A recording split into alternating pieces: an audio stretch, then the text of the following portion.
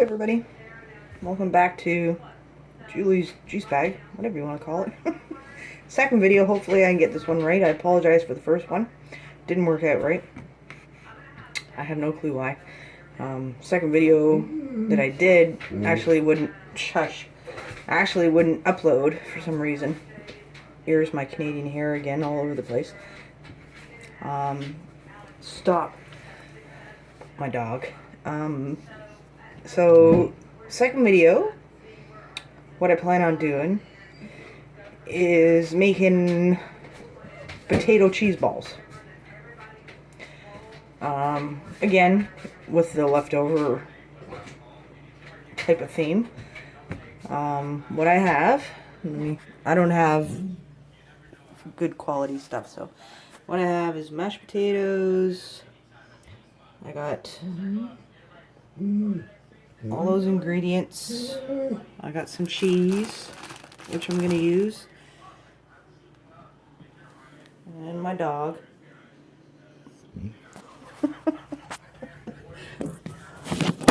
Sugar. See? I got to get myself a good camera or something, because this just isn't working.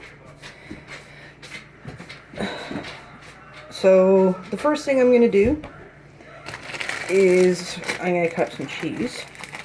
I got 3 different cheeses in here, but I don't feel like having dill and garlic or Caribbean, so I'm just going to go with the regular made by Armstrong marble. It's left over, so might as well use it up before shit starts going green. So, I like to cut them into, I don't know, little chunks. Not too small, because you want to have a pull. Chunk about that big. Oh, this knife's breaking. Okay, hold on. Time to get under the knife. That one's gonna go in the garbage. Where are all my steak knives?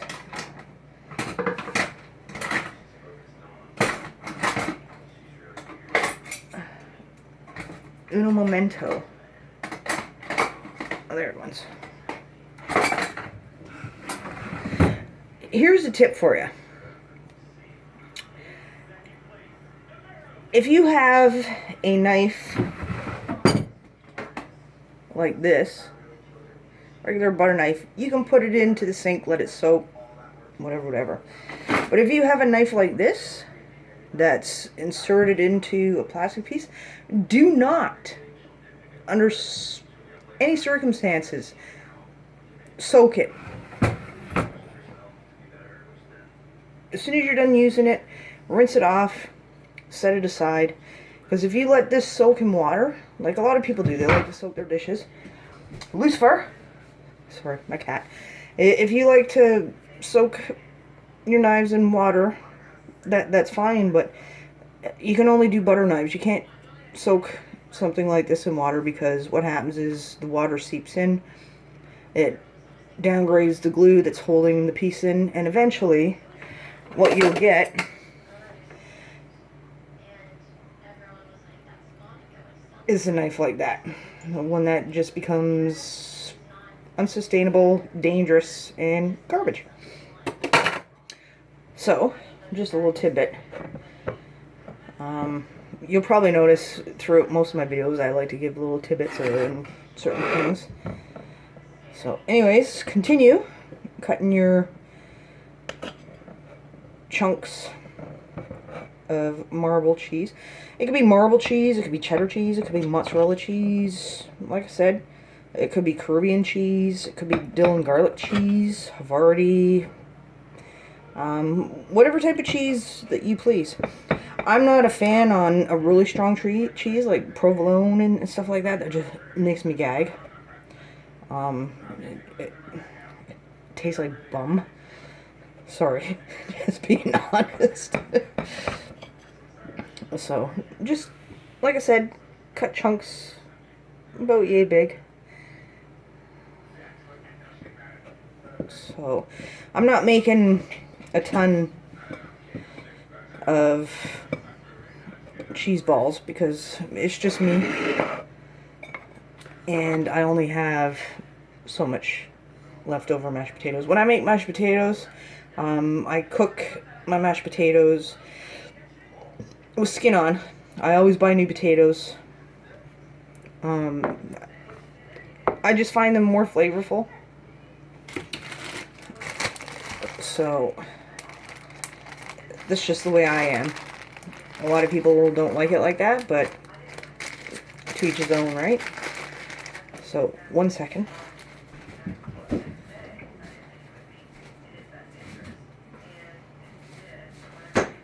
So, now that we got all the cheese cut, I got 1 egg.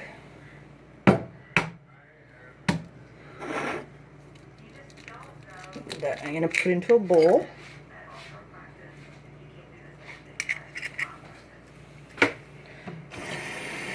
Wash hands afterwards so you can get salmon all over the place.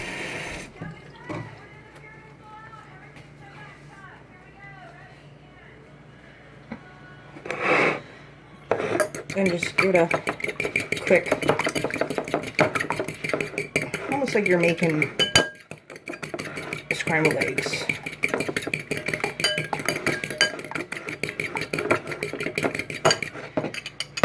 Set that aside. Then I'm going to take my breadcrumbs. I normally make my own breadcrumbs. I usually pick up a bag of croutons and do it myself. But for some reason today I'm feeling kind of lazy. So I just got plain breadcrumbs. I'm going to throw some down on the plate. Just like that. I'm going to add garlic powder. And as you can tell, I reuse my things. I go to Bulk Barn and I buy bags of garlic powder and then I just bring it home and put it into my old container. This one I broke, so I just put some tape on it and it's good to go. So, add the garlic powder to the breadcrumbs.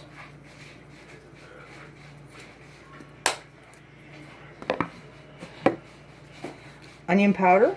I don't know which side's French. Oh, that's I don't speak French, so even though I live in Canada.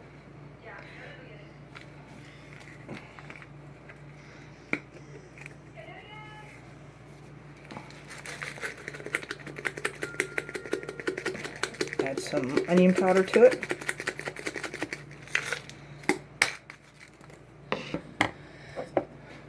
Salt. This is my favorite salt to use, which is Himalayan pink salt. It's phenomenal in all types of foods. What I usually do is I'll open this up because I don't like using the cranker, as I call it. What I usually do is I take some out, put it into a baggie, wrap it up in wax paper, and then I get a meat cleaver and I break it up and then I put it into my handy dandy salt shaker. So if you're out, look for the Himalayan pink salt. It adds such a great flavor to it, and you don't need a lot like normally. Great value pepper.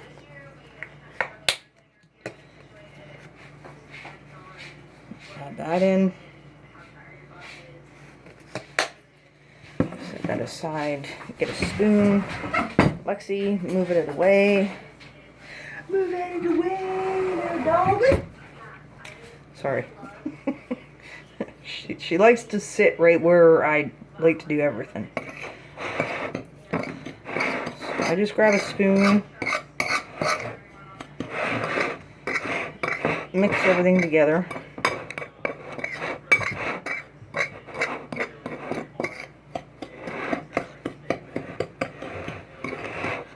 Just like so.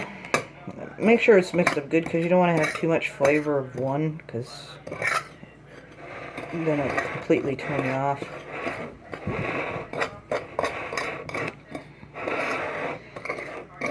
Just like that. Time is at 4:41.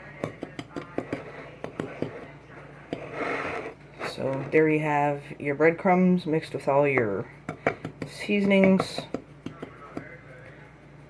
And like I said, I totally recommend the pink Himalayan salt. It's, in my eyes, the best on the market. So, pop.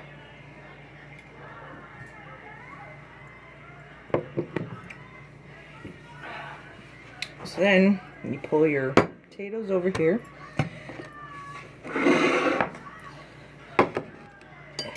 You got your egg. Just double check that it's all mixed. Make sure it looks pure yellow.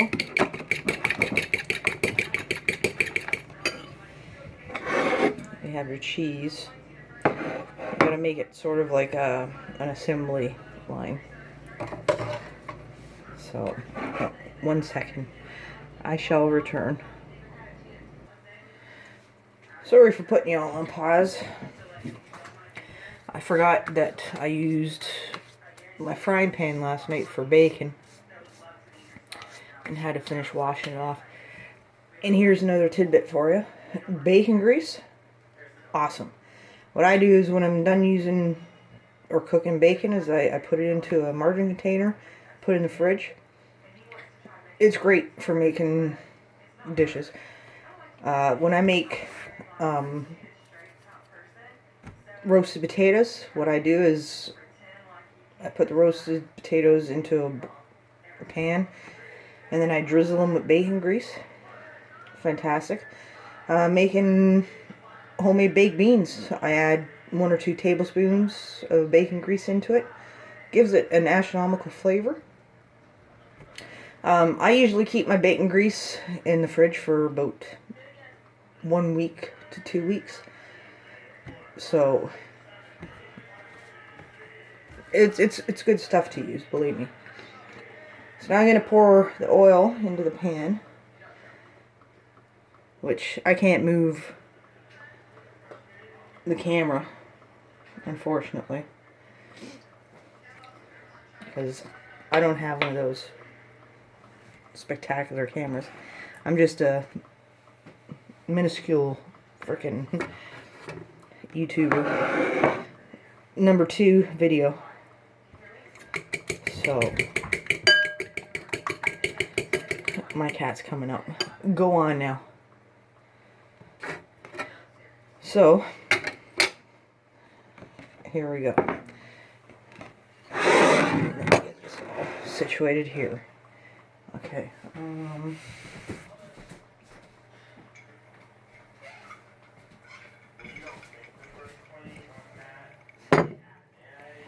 So what you do,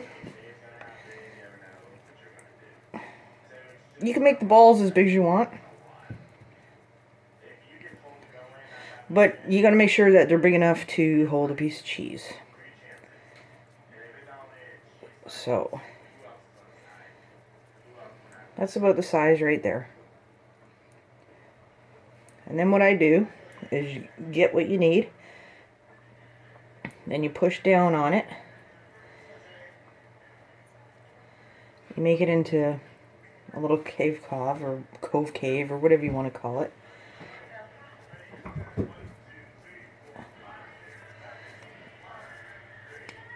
And then if you see some cheese hanging out, then you just add a little potato to it. It's that simple. It's not difficult. Just like that.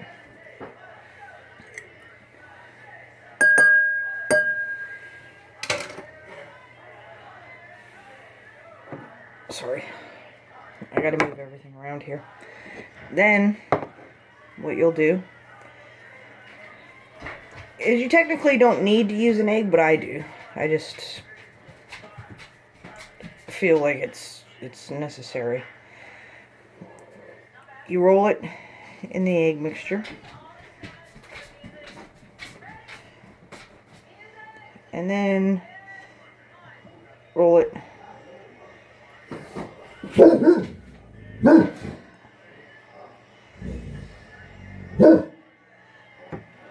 into the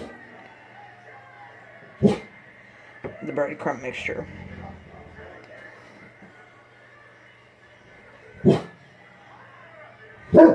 Like so. So now I'm going to show you a different way. So for those people that don't like eggs,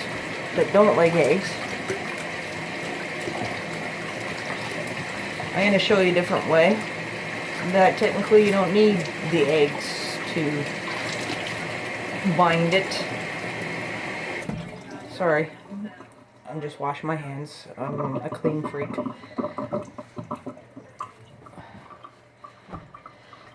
Okay, hands clean. We're not gonna do the eggs. Get yourself some potatoes.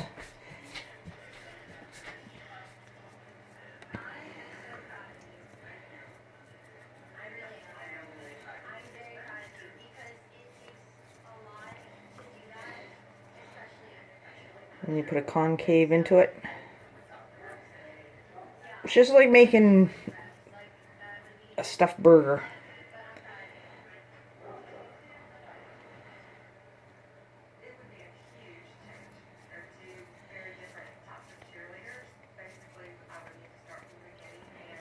Just like that. That's simple. It looks like a snowball that would probably injure somebody.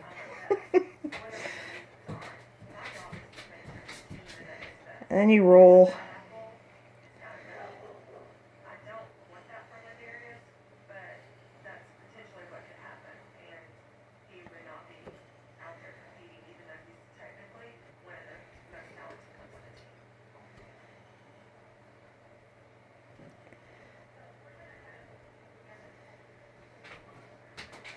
Just like that. Looks like a little snowball with flakes on it. I think I might have too much cheese.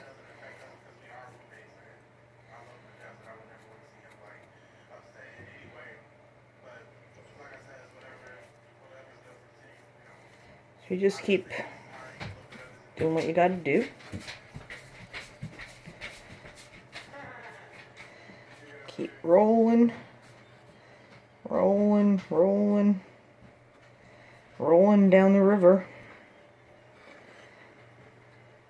You'll be surprised at how good these actually turn out.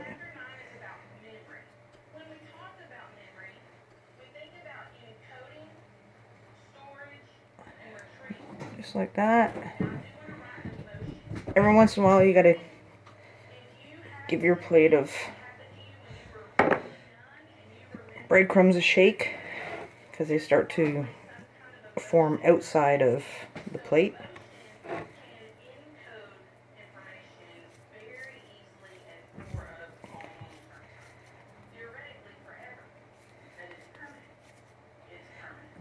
A little concave again. My cat's driving me crazy. Cover it up. I know it's probably getting boring watching me do this, but it's my video.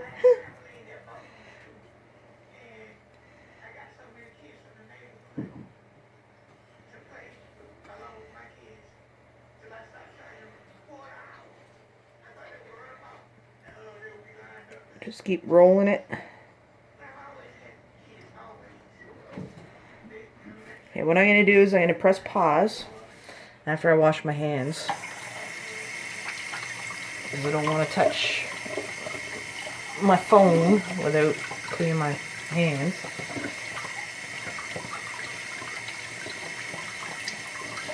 I'll press pause, and once I got them all rolled, then we'll come back and I'll show you how to cook them.